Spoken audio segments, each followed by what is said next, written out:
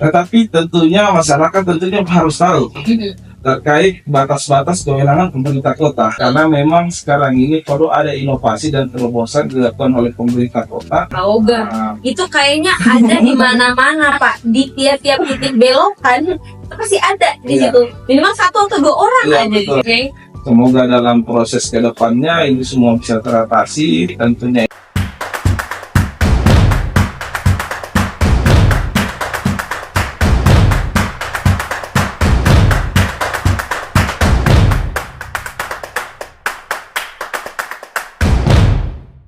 Selamat datang kembali di program Parlemen Cuap-Cuap.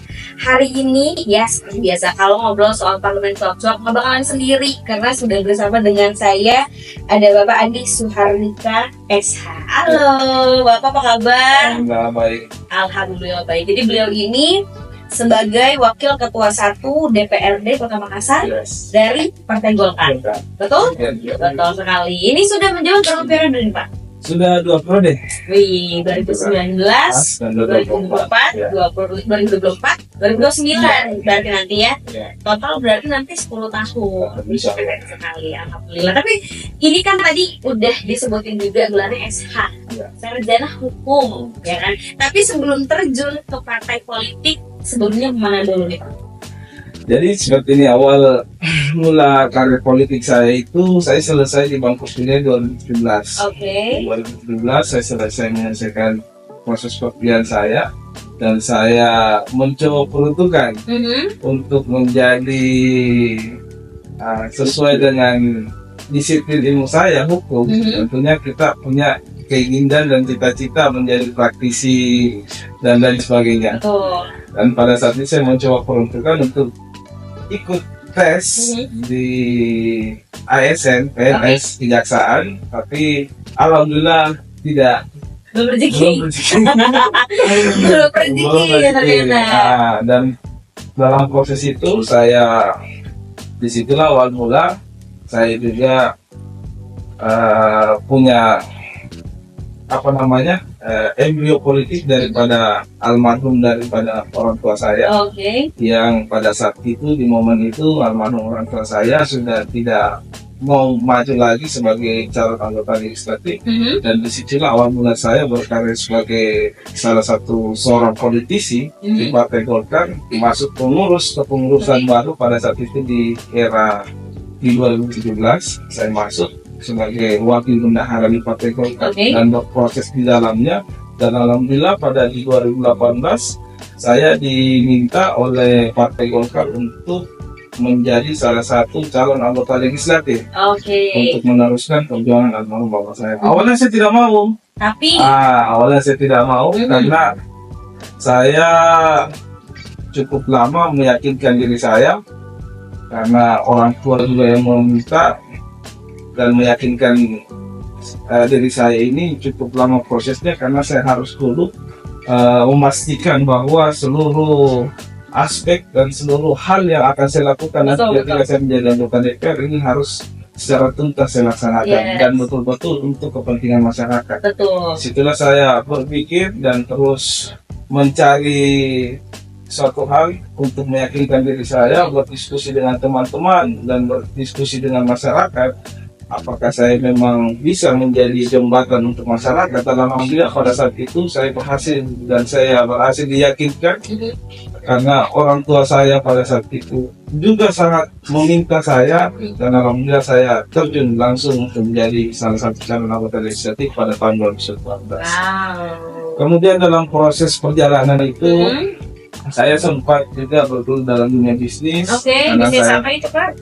Ya, bisnis kafe, dan melanjutkan juga beberapa bisnis yang hari ini almarhum orang tua saya titipkan.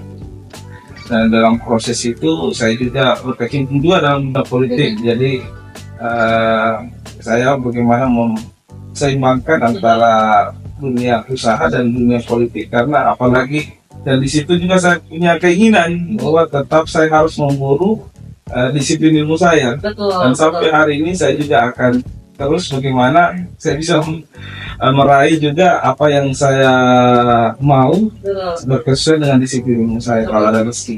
Yes. Nah, gitu.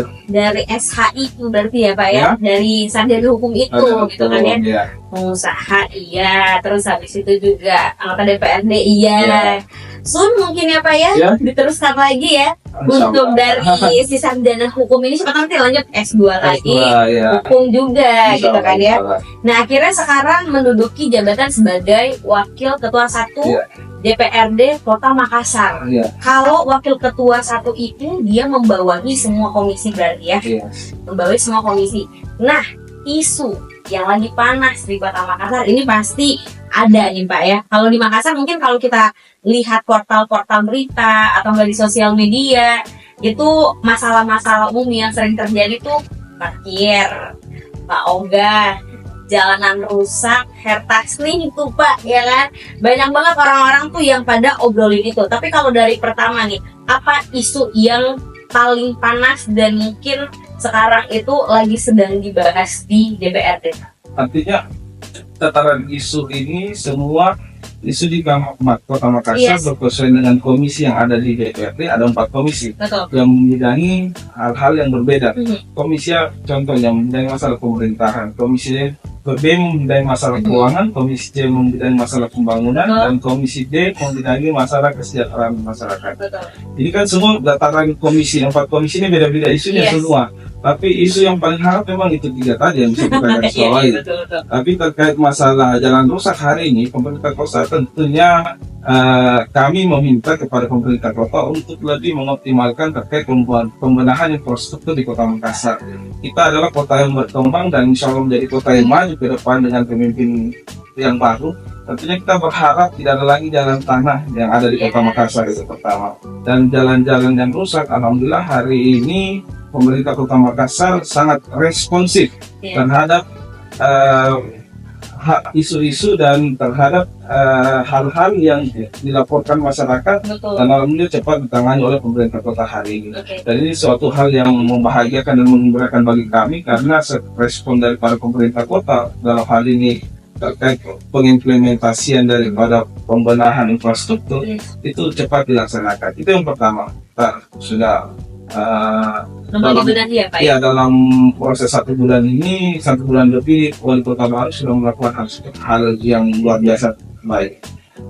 Tetapi tentunya masyarakat tentunya harus tahu Mhm. terkait batas-batas kewenangan pemerintah kota. Oke. Dalam hal ini ada dikatakan jalan provinsi, Mhm. ada dikatakan jalan kota. Oke. Kalau hari ini banyak mempersoalkan jalan hertas, Mhm. ini adalah jalan provinsi. Oke. Yang notabene kita tidak bisa membenahi Mhm. di situ. Kalau misalnya provinsi memberikan kewenangan itu kepada kami, tentunya Kota Makassar dalam hal ini kami sebagai bagian daripada pemerintah daerah sesuai amanat Undang-Undang 23 tahun 2014 terkait eksekutif dan legislatif adalah bagian lembaga sejajar di pemerintahan. Tentunya kami meminta pemerintah kota cepat menangani Oke. kayak itu. Kalau memang itu kewenangan itu diberikan kepada kami. Oke. Kemudian yang kedua tadi masalah parkir. Parkiran ini tentunya ini memang menjadi masalah yang terus-menerus didiskusikan setiap tahunnya Selalu yang Pak ya? tidak ada hentinya. Betul. Karena memang sekarang ini perlu ada inovasi dan terobosan dilakukan oleh pemerintah kota. Kami dalam DPR ini selalu memberikan masukan dan tentunya masukan-masukan kami ini untuk bagaimana kepentingan masyarakat, kenyamanan masyarakat ini bisa teratasi di Kota Makassar terkait masalah parkiran. Dan semoga di pemerintahan baru ini, karena kita juga harus memahami karena dalam waktu 1 bulan lebih baru menjabat ini, kita harusnya memahami terkait proses adaptasi dari pemerintahan yang baru, proses transisi yang harus kita pahami untuk bagaimana hal-hal seperti itu ke depannya ini bisa tertangani dengan inovasi-inovasi baru Betul, untuk menangani masalah parkir. Kemudian yang ketiga tadi masalah pauga. Pak Oga. Nah, Itu kayaknya ada di mana-mana Pak, di tiap-tiap titik belokan itu pasti ada di Iya. situ. Minimal 1 atau 2 orang Iya, ada di betul, situ. betul. Dan itu biasanya yang membuat jalanan macet. Nah itu dia. ya kita pahami memang pauga ini tidak henti-hentinya kita mengingatkan pemerintah daerah untuk menangani masalah ini, karena kami mendapat banyak laporan.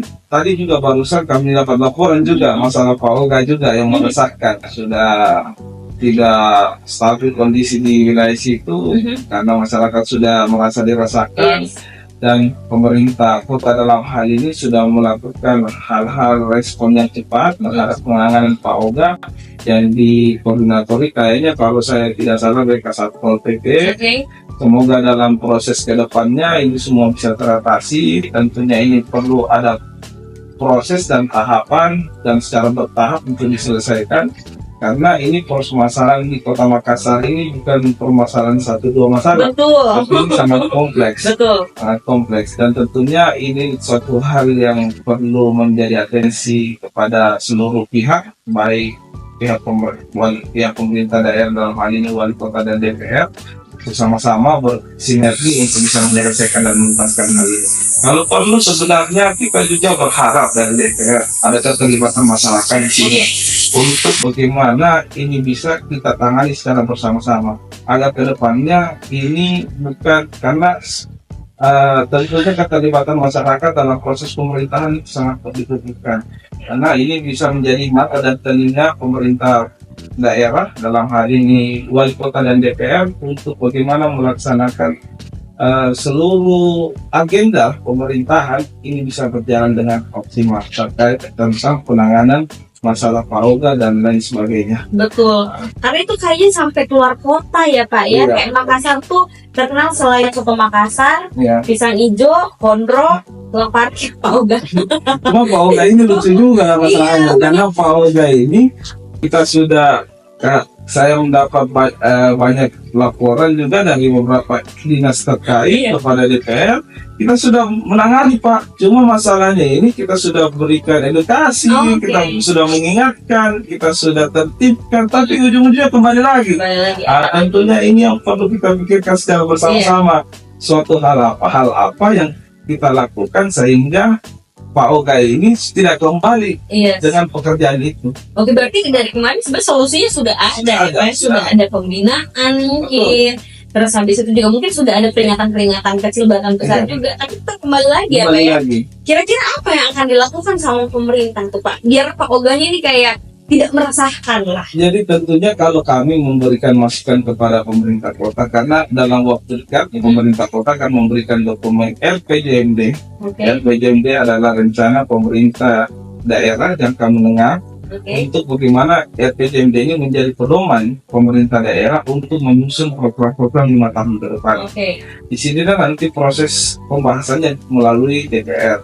Tentunya dalam proses ini harus berkesesuaian dengan visi misi dari wali kota yang sudah dijanjikan oleh wali kota terpilih pada masyarakat pada saat pencalonannya. Di sini nanti kan akan kita diskusikan inovasi dan suatu hal apa yang perlu kita lakukan sehingga Pak Oga ini tidak kembali lagi setelah dibina, diedukasi terkait dan ditegur, memberikan teguran. Hal apa yang perlu kita lakukan sehingga ini tidak kembali lagi. Tentunya banyak cara lah yang banyak cara yang bisa kita lakukan. Salah satu cara kalau dari saya sendiri secara pribadi tentunya kita lakukan bagaimana anak-anak ini sebenarnya kita berikan ruang untuk dia bisa melakukan apa yang sesuai dengan basic dan kemampuannya untuk bagaimana anak-anak ini tidak kembali lagi ke pekerjaan sebagai Pak Oga. Dan mereka juga bisa menghasilkan ya Pak ya. Karena mungkin itu juga salah satu mata pencaharian mereka masalah perut jadi. Betul. Jadi kita juga agak gimana gitu kan. Tapi mungkin memang itu bisa salah satu caranya Pak ya dari pemerintah mungkin memberikan mereka wadah gitu. Hal apapun itu yang sifatnya positif dan pasti juga menghasilkan supaya mereka tidak kembali lagi di tengah jalan menjadi Pak Oga gitu kan ya. Karena selain kita juga kadang takut kan Pak, maksudnya kalau misalnya ada orang yang barbar bawa mobil ada Pak Oga dan kesel ya udah di sikat aja gitu sekalian. Cuman kan kita nggak sampai hati juga kalau lihat yang kayak gitu ada. Cuman ternyata kalau dari pemerintah sendiri insya Allah ya Pak ya adalah wadahnya untuk mereka juga yang pastinya juga menghasilkan. Berarti Makassar ini begitu kompleks sebenarnya masalahnya, bukan cuma Pak Oga, terus habis itu juga parkir. Nah ini kalau masalah parkir nih Pak, parkir ini ada yang namanya parkir liar juga. Nah ini kalau parkir liar bagaimana kalau dari pemerintah sendiri untuk menanggulangi ini, karena kayaknya di beberapa tempat bahkan mal-mal juga tuh Pak, kadang ada yang parkir sembarangan di depannya, mungkin di sampingnya. Sebenarnya itu jalanan publik yang nggak bisa untuk parkir gitu. Nah kalau dari pemerintah ya gimana nih? Sebenarnya perlu ada ketegasan di dalam hal ini yang dilakukan oleh pemerintah daerah untuk bagaimana menertibkan parkir-parkir liar ini. Karena parkir-parkir ini kan rahasia umum lagi, bahwa semua wilayah-wilayah spot-spot ini ada juga yang merasa jagoan di situ. Betul. Yang sehingga wilayah perparkiran di situ pemerintah daerah tidak mampu untuk melakukan penertiban.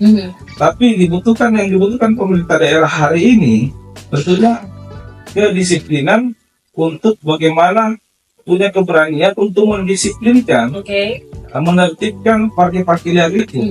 Kami di DPR sangat mendukung bila mana pemerintah daerah dalam hal ini PD Parkir yang harus berkolaborasi dengan Dinas Perhubungan dan Satpol PP untuk menertibkan hal-hal seperti itu. Kami siap membackup hal-hal itu kalau perlu. Karena di sini diperlukan adalah ketegasan untuk mendisiplinkan orang-orang di spot-spot wilayah yang hari ini warga Kota Makassar sangat dirasakan terkait terhadap hadirnya di parkir liar. Dan tentunya dalam posisi pemerintah daerah sewajibnya ini akan juga memberikan masukan untuk di wadah-wadah parkir ini harus diberikan agar parkir-parkir liar ini tidak marak terjadi di Kota Makassar. Karena salah satu contoh, banyak hari ini pusat-pusat perkantoran yang jumlah parkirannya ini tidak mencukupi dengan kapasitas gedung misalnya. Tentunya dalam proses perizinan ini harus diperketat lagi. Jangan diberikan izin, dikeluarkan izin, lalu apa yang hari ini kita lihat ini tidak berkesesuaian. Jumlah gedungnya misalnya 5 tingkat, jumlah parkiran cuma 20. Tidak berkesesuaian. Tentunya dalam proses perizinan harus juga tegas dan disiplin untuk tidak melakukan ada praktek yang namanya ada orang dalam. Ini kita tidak mau yang terjadi di situ. Dan di sinilah fungsi kami sebagai anggota DPR dalam proses pengawasan kami untuk kami perketat untuk bagaimana hal-hal seperti ini dalam proses perizinan nantinya ke depannya tidak ada lagi istilah orang dalam. Itu dia istilah orang dalam, nggak ada lagi ada orang dalam. Biasa ada kayak gitu kan Pak, aman, tenang. Rasanya nggak ada, pokoknya semua sesuai SOP ya Pak ya. Kalau dari kemarin mungkin bahasnya tuh per komisi kan Pak, jadi kayak fokus nih saya ngobrolnya sama komisi B, sama komisi D.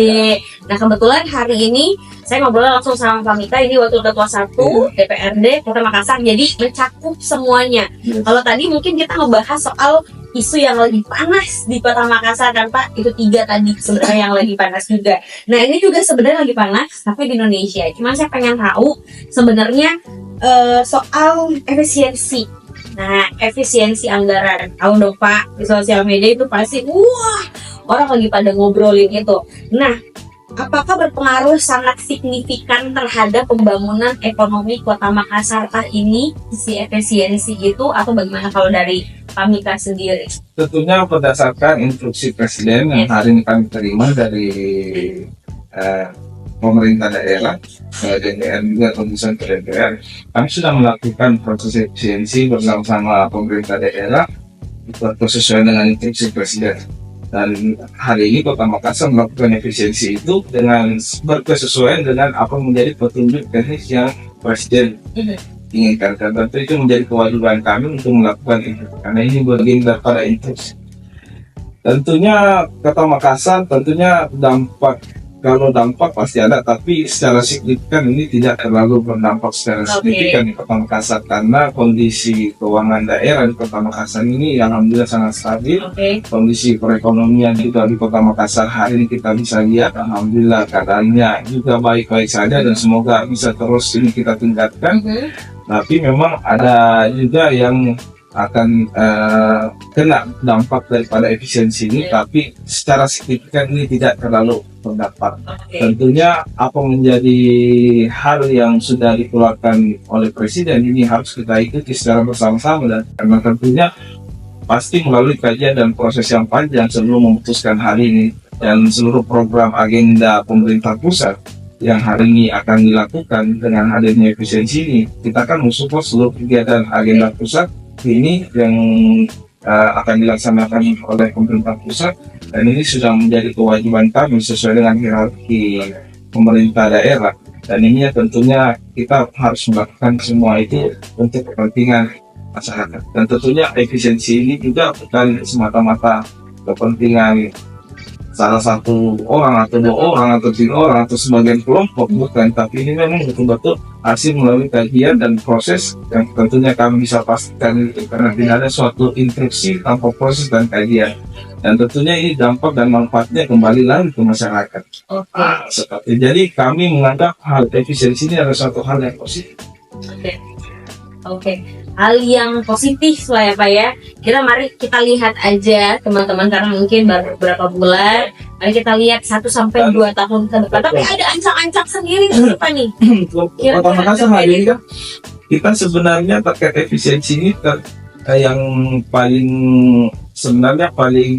utama yang diefisiensikan adalah perjalanan dinas dan belanja meeting. Oke, itu ada yang cut budgetnya tentunya karena itu menjadi instruksi, kalau instruksi kan perintah. Betul. Jadi kita harus laksanakan, kalau kita laksanakan belanja meeting. Jadi suatu hal-hal yang hari ini kita bisa lakukan di kantor, kita tidak usah lakukan di luar. Itu kita harus melakukan itu. Misalnya dulunya kita melakukan kegiatan banyak di hotel, kalau kita misalnya kegiatan itu kita bisa laksanakan di kantor, kenapa tidak kita lakukan di kantor? Hal-hal seperti yang kita lakukan di siapa ya? Anggaran-anggaran yang seperti itu.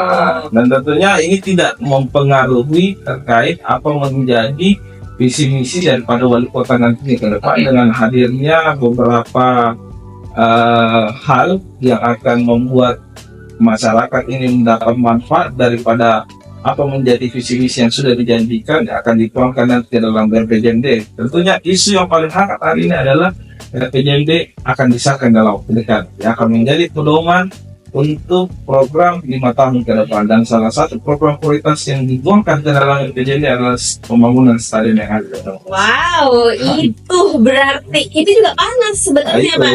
Karena kemarin kalau nggak salah lihat berita Pak Akti ini udah meninjau langsung Kuntia kalau nggak salah ya, kemarin ke sana. Terus habis itu juga sudah ada orang-orang yang mungkin dipanggil untuk meninjau langsung. Kalau sampai sejauh ini, setahu Pak Mika sudah sampai sejauh mana nih? Kami belum mendapatkan laporan langsung daripada pemerintah daerah dalam wali kota terkait teknis pelaksanaan nanti seperti apa.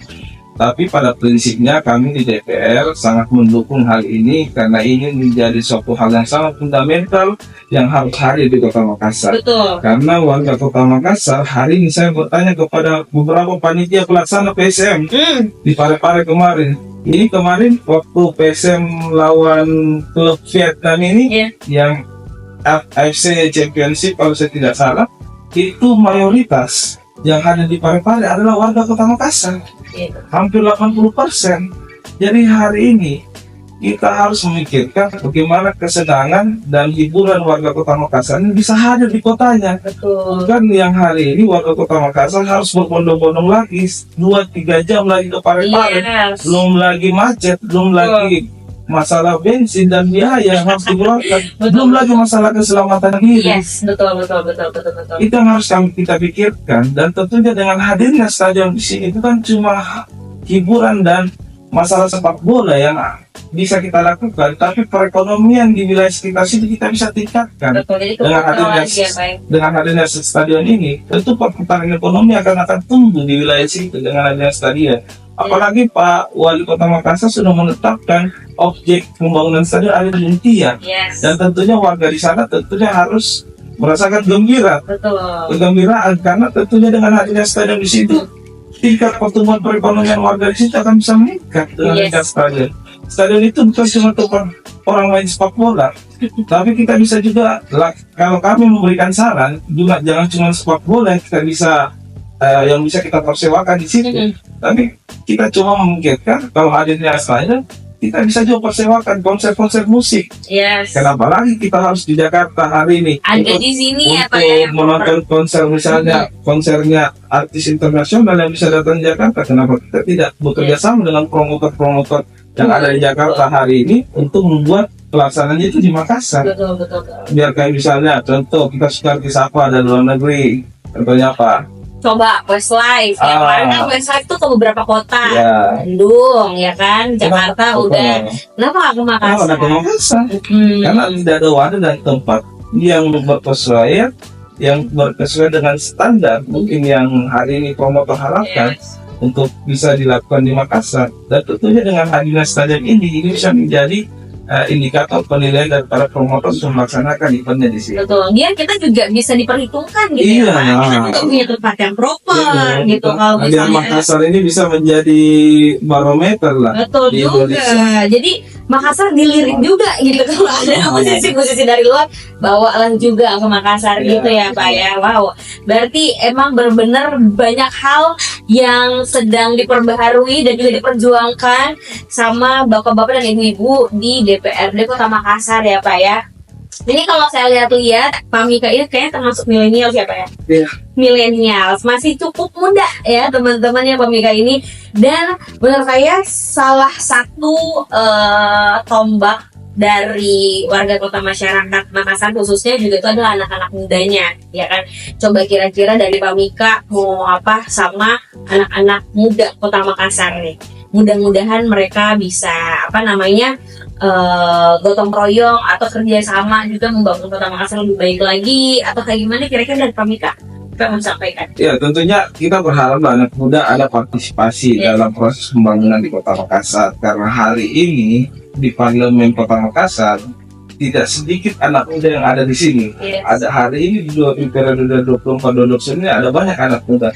Maksud salah satunya saya. Yes. Yang tentunya hari ini adalah menjadi simbol daripada anak muda di Kota Makassar terkait bagaimana dalam tiga fungsi utama daripada DPR yang sudah diatur dalam amanat undang-undang ini bisa kita maksimalkan dengan baik dengan adanya anak muda. Karena anak muda yang bisa jujur ada kecepatan. Betul. Kalau anak muda kan hari ini kalau diberikan 1, 2, 3 tugas dalam sehari, insya Allah bisa kita selesaikan. Sat gitu Sat-sat, kalau betul. kata anak Gen Z sekarang ya Pak ya. Kita tidak pernah pikir waktu. Betul. Karena pada prinsipnya kita hari ini masih energik untuk Yes. melaksanakan semua aktivitas, dan tentunya kita berharap anak muda hari ini bisa memberikan banyak anak muda bisa melahirkan kembali anak-anak muda yang bisa melanjutkan juga atau berproses juga untuk bagaimana proses pembangunan di Kota Makassar ini ada keterlibatan anak muda.